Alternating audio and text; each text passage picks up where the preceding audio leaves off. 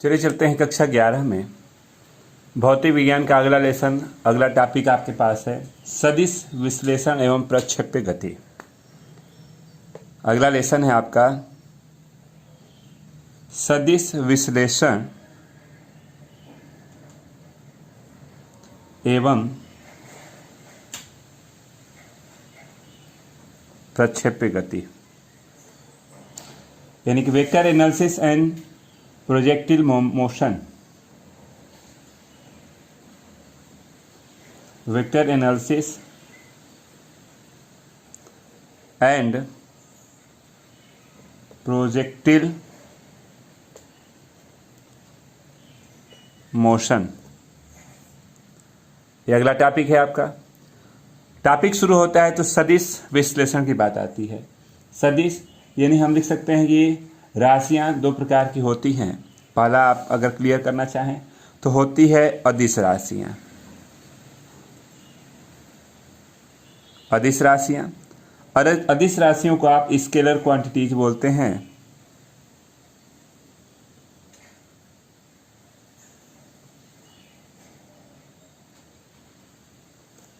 अदिश राशियां किसे कहते हैं? तो आपको याद है कक्षा 9 में भी आपने पढ़ा होगा अदिश राशियां सदिश राशियां। चलिए आते हैं अदिश राशियों पे। तो आप इसका डेफिनेशन कहते हैं कि कुछ ऐसी भौतिक राशियां होती हैं, कुछ ऐसी भौतिक राशियां होती हैं जिनमें केवल परिमाण की आवश्यकता होती है, दिशा की नहीं। तो उसे हम क्या कहते हैं? अदिश राशियां कहते हैं। अगर इसका डेफिनेशन लिखना चाहें तो चलिए लिख लिया जाए अपने याद करने के लिए। हम कहते हैं कि अदिश राशियां किसे कहते हैं? तो कहते हैं कि कुछ भौतिक राशियां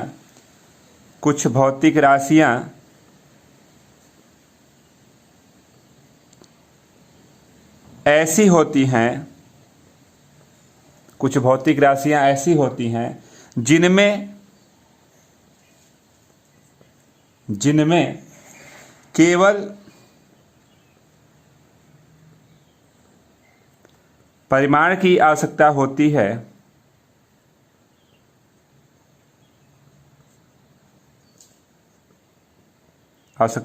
है, कामा दिशा की नहीं, कामा अदिश राशियां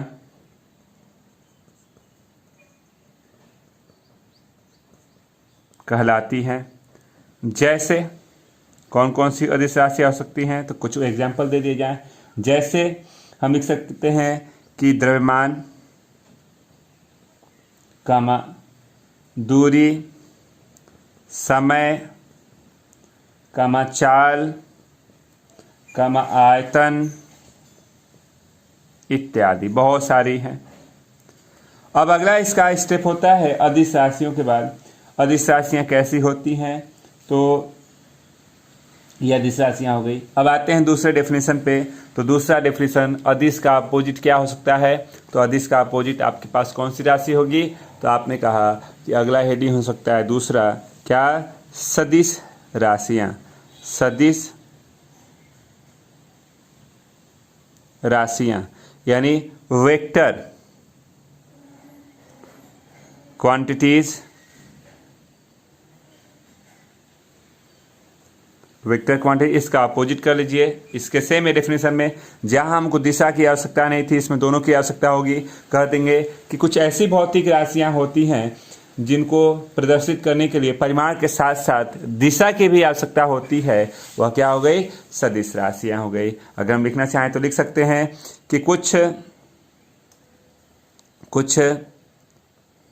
ऐसी भौतिक राशियां होती हैं, कुछ ऐसी भौतिक राशियां होती हैं जिनको पूर्ण रूप से प्रदर्शित करने के लिए परिमाण के साथ साथ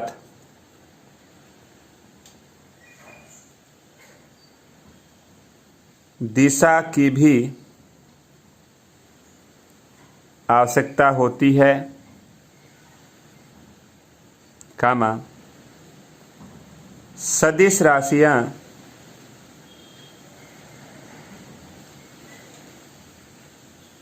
कहलाती हैं।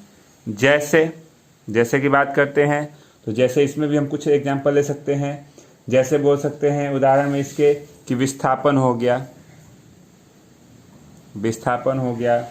फिर त्वरण हो गया, बल हो गया, भार हो गया, समवेग हो गया इत्यादि बोल सकते हैं।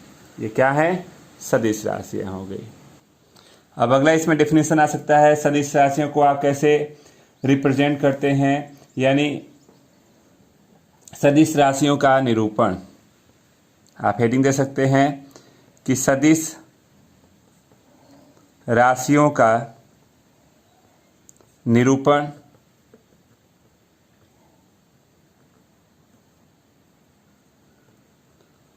ऑफ वेक्टर क्वांटिटीज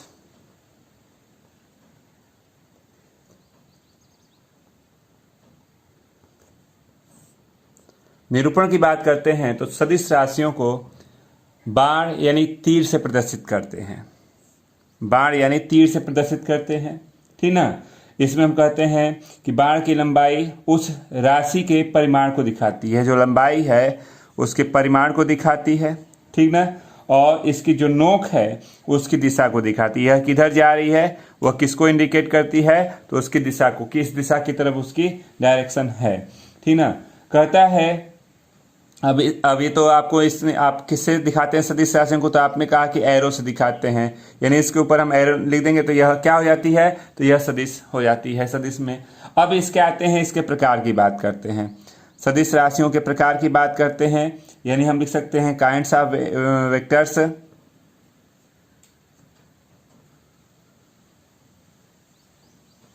सदिश राशियों के प्रकार की बात करते हैं तो सदिश राशियों निम्नलिखित प्रकार की होती हैं। चलिए कुछ स्टेप हम बता देते हैं कौन कौन से हैं।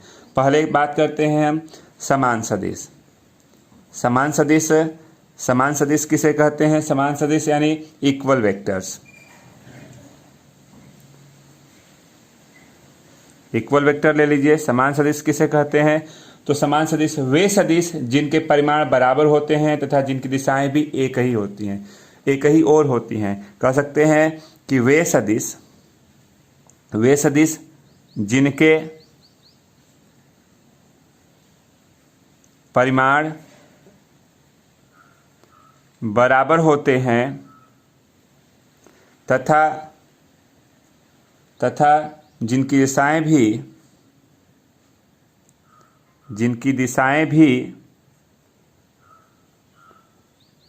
भी एक ही और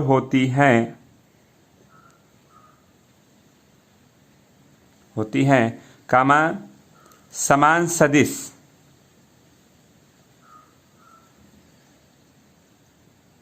कहलाती हैं।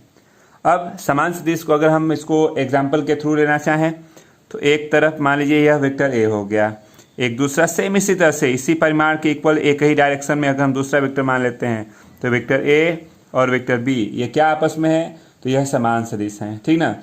अब दूसरे टाइप पे आते हैं तो आपको याद है कि समान का अपोजिट क्या हो सकता है? विपरीत सदिश कह सकते हैं। दूसरा आप हेडिंग बनाना चाहें तो समान सदिश का अपोजिट हम लिख सकते हैं क्या? विपरीत सदिश।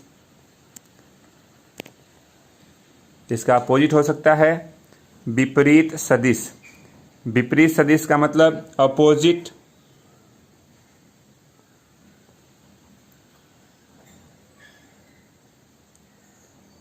अपोजिट वेक्टर की बात करते हैं, अपोजिट वेक्टर्स भी बोल सकते हैं। वे सदिश, आप इसका भी अगर डेफिनेशन बनाना चाहें तो लिख सकते हैं कि वे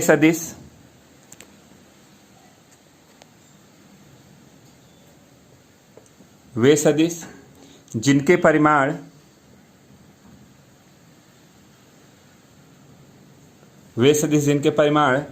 बराबर तथा दिशा विपरीत होती है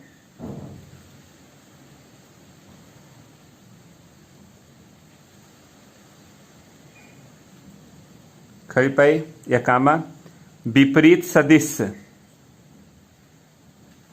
कहलाते हैं। ठीक, जैसे अगर इसको एग्जाम्पल में लेना चाहें तो एकदम आप बना सकते हैं सेम वही वाला डायग्राम बना के एक की दिशा बदल दीजिए। परिमाण तो समान हो गया, यानी यह वेक्टर ए है और दूसरे की परिमाण तो इक्वल है लेकिन एक की दिशा विपरीत हो गई, तो यह कौन सा सदिश हो गया, तो विपरीत सदिश हो गया। तीसरा इसका टाइप है, आपको याद होगा कि इसके तीसरे टाइप की बात करते हैं तो लिखते हैं एकांक सदिश। तीसरा इसका टाइप है एकांक सदिश। एकांक सदिश का मतलब यूनिट वेक्टर। यूनिट वेक्टर क्या है, तो लिख सकते हैं कि जिसका परिमाण एक हो या एकांक हो या इकाई हो वह एकांक सदिश कहलाता है। लिख सकते हैं कि वह सदिश जिसका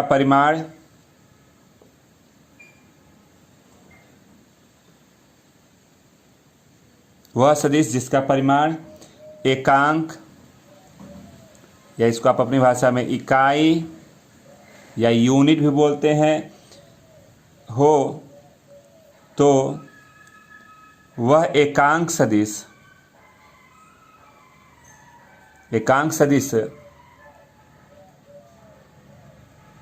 कहलाता है।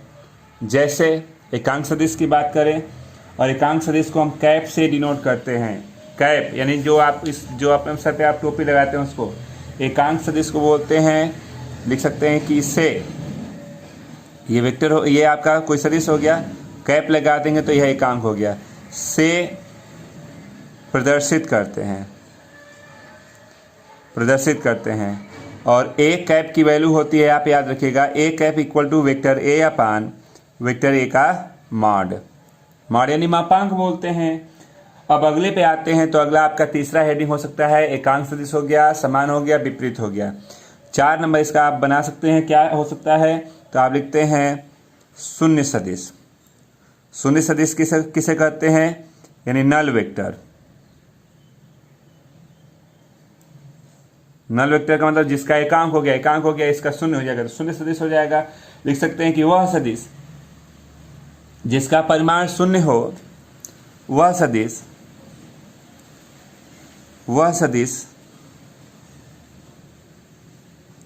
जिसका परिमाण शून्य हो, कामा शून्य सदिश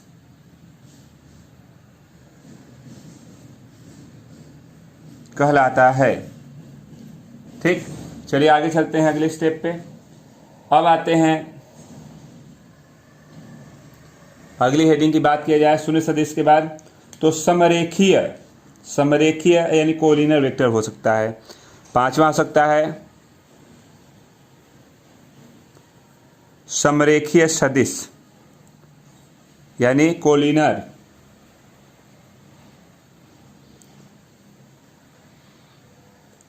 कोलिनर वेक्टर हो सकता है। कोलिनर वेक्टर किसे कहते हैं, इसको अगर आप डेफिनेशन में लिखना चाहते हैं तो वे सदिश जिनका कार्य रेखा समांतर होती है। वे सदिश लिख सकते हैं आप इसको अपनी भाषा में कि वे सदिश जिनकी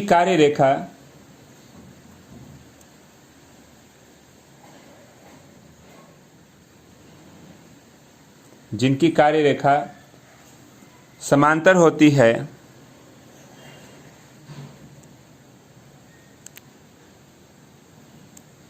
कामा समरेखीय सदिश कहलाते हैं।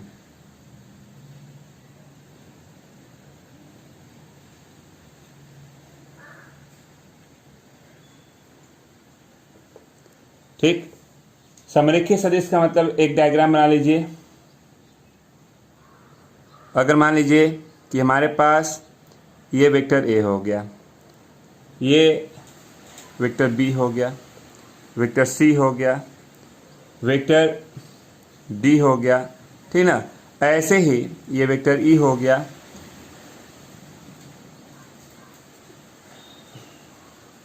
नहीं, ये समांतर का मतलब कि ये आपका हो गया वेक्टर ए हो गया, वेक्टर बी हो गया, वेक्टर सी हो गया, वेक्टर डी हो गया, ये समांतर हो गया। यह आपका समरेखी के बाद आता है समतलीय यानी कोप्लेनर वेक्टर्स।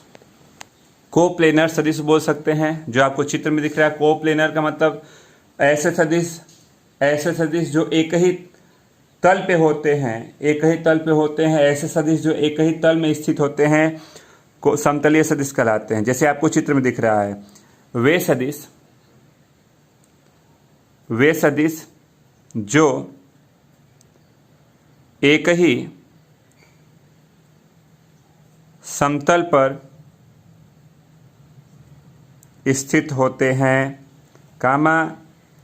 समतलीय सदिश कहलाते हैं। जैसा आपको चित्र में दिख रहा है, एक समतल पे ये सब हो गए स्थित, तो यह समतलीय हो गए।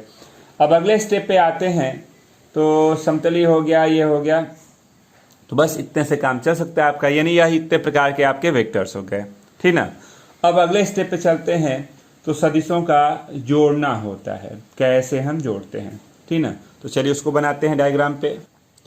सदिशों का योग में त्रिभुज का नियम होता है। पहला योग हमको बताना है, और योग में अगला स्टेप हो सकता है त्रिभुज का नियम यानी triangle of law of vector addition हम लिख सकते हैं इसको। आपको अब थोड़े बड़े हो गए हैं, सब कुछ जानना बहुत जरूरी होता है। हिंदी नहीं, हिंदी के साथ इंग्लिश भी जानिए। तो चलिए, ट्रायंगल लॉ है ना, लॉ ऑफ किसका, सदिशों का है, तो triangle law of vector addition.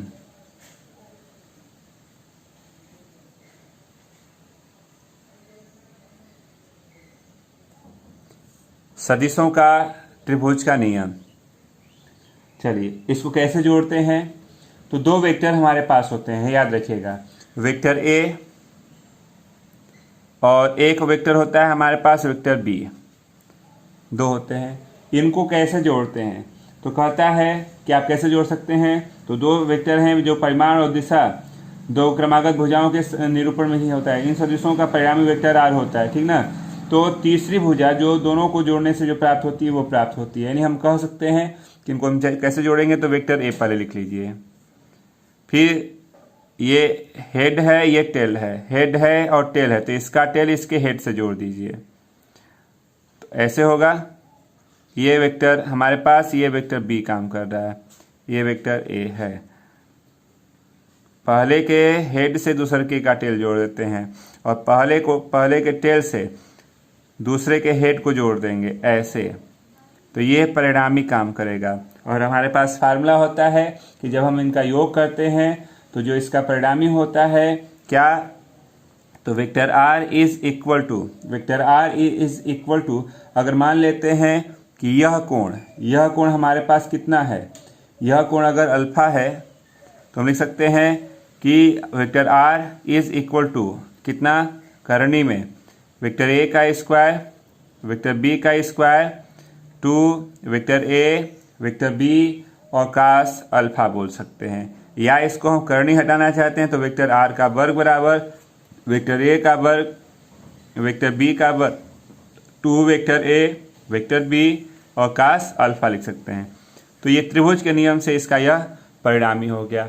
आप इसको फिर से एक बार ध्यान दे दीजिए, ये इसका परिणामी वेक्टर r होता है इतना। अब हम बात करते हैं कि और भी जोड़ने के तरीके होते हैं, तो समांतर चतुर्भुज का नियम ले लेते हैं। दूसरा प्रकार, ये तो पहला त्रिभुज हो गया, दूसरे की बात करते हैं, तो दूसरा होता है समांतर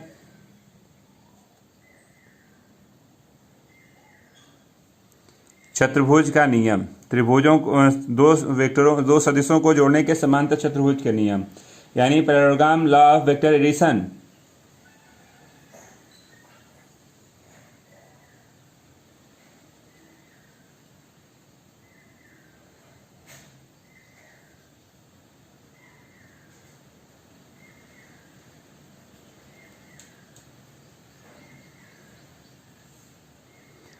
समांतर चतुर्भुज का नियम हो गया इसको जोड़ने के। कैसे जोड़ते हैं, चलिए, हमारे पास दो वेक्टर हो गए, याद रखिएगा। यदि किन्हीं दो सदिशों को परिमाण व दिशा में समांतर चतुर्भुज की किन्हीं बिंदुओं से खींची गई दो संलग्न भुजाओं से प्रदर्शित करें, तो उनका परिणामी परिमाण व दिशा में समांतर चतुर्भुज के उस विकर्ण द्वारा निरूपित होगा जो उन बिंदुओं से खींचा गया हो। इस नियम को हम समांतर चतुर्भुज का नियम कहते हैं। कैसे इसको जोड़ते हैं? तो दो हमारे पास हो गए। मान लीजिए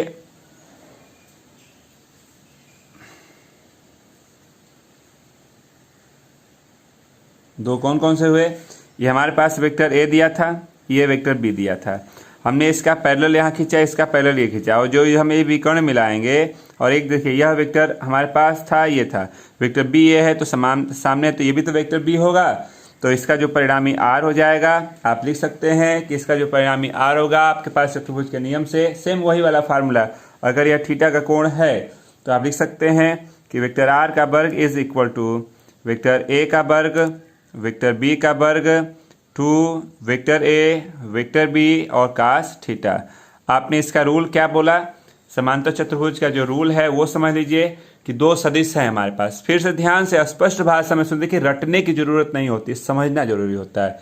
फिर से सुन लीजिए कि जो किन्हीं दो सदिशों को परिमाण व दिशा में से किसी समांतर चतुर्भुज की किन्हीं दो बिंदुओं से खींची गई दो संलग्न भुजाओं से प्रदर्शित करते हैं तो उनका परिणामी परिमाण व दिशा में समांतर चतुर्भुज के उस विकर्ण द्वारा निरूपित होगा जो उस बिंदुओं पर खींचा गया है। इसे सदिशों को जोड़ने का, यह जो विकर्ण है इसको क्या बोलते हैं? यह इन दोनों सदिशों को जोड़ने का समांतर चतुर्भुज का नियम कहलाता है। और ये इसका आपका फार्मूला हो गया, ठीक ना। चलिए चलते हैं इसके आगे। मान लीजिए अब तक तो आपने पढ़ा दो वेक्टरों को जोड़ने के लिए रूल, त्रिभुज का नियम हो गया, चतुर्भुज का हो गया, ठीक ना। ये दो या दो से अधिक भुजाएं हो, तीन या तीन से अधिक भुजा हो, तीन या तीन से अधिक भुजा हो तो उसको हम कैसे जोड़ेंगे? तो उसके लिए हमारे पास बहुभुज का एक रूल होता है। कैसे जोड़ते हैं तो ध्यान दीजिए। हमने कहा एक वेक्टर हो गया, पहले वेक्टर के हेड से दूसरे के वेक्टर का टेल जोड़ दीजिए, जोड़ दिया, यह वेक्टर बी। जो तीसरा वेक्टर है तीसरे के टेल को दूसरे के हेड से जोड़ दीजिए, जोड़ दिया, ये वेक्टर सी हो गया। और अगला जो वेक्टर होगा उसके टेल से इसके हेड को जोड़ दीजिए, कुछ ऐसे हो गया। मतलब यही क्रिया हम बार बार करते रहते हैं कि पिछले वाले के हेड से अगले वाले के टेल को जोड़ते हुए हमने मान लीजिए कुछ ऐसा एक डायग्राम बना लिया, यह बन गया। अब इतना जोड़ा तो दो या दो से अधिक वाली है ना, दो से अधिक भुजाएं हैं यानी इतना तक, इनको जोड़ने का रूल कहता है कि जो इनका परिणामी होगा, याद रखिएगा। अब पहले के टेल से लास्ट वाले के हेड को जोड़ दें और इसकी डायरेक्शन देख लीजिए, ऐसे अपोजिट हो जाएगी और यह जो होगा वह वेक्टर आर हो जाएगा। वेक्टर आर कितना होगा? तो इन सभी के योग के बराबर vector R, vector A, vector B, vector C, vector D और वेक्टर ई के योग के बराबर होगा। फिर से सुन लीजिए, बहुत सारे वेक्टर हो उनके जोड़ना हो तो एक बहुभुज का रूल होता है, बहुभुज के रूल के अनुसार हम इसको जोड़ते हैं, ठीक ना। बहुभुज के रूल के अनुसार जोड़ेंगे तो उसका रूल कहता है कि जितने भी वेक्टर दिए गए हैं उन सभी को क्रमशः पहले वाले वेक्टर के टेल से दूसरे के पहले वाले के हेड से दूसरे के टेल को जोड़ दीजिए और सी के टेल को पहले के हेड से जोड़ दीजिए, डी के टेल को सी के हेड से जोड़ दीजिए, ई के टेल को डी के हेड से जोड़ दीजिए। जोड़ते हुए हम यहाँ तक आ गए तो इनका जो परिणामी होगा, अब लास्ट हम वेक्टर ए के टेल से लास्ट के हेड को जोड़ देते हैं इस क्रम में, तो यह जो परिणामी होगा इन सभी के योग के बराबर होता है, यह बहुभुज का नियम कहता है, ठीक ना। अब अगले टॉपिक की बात आते हैं तो कहता है कि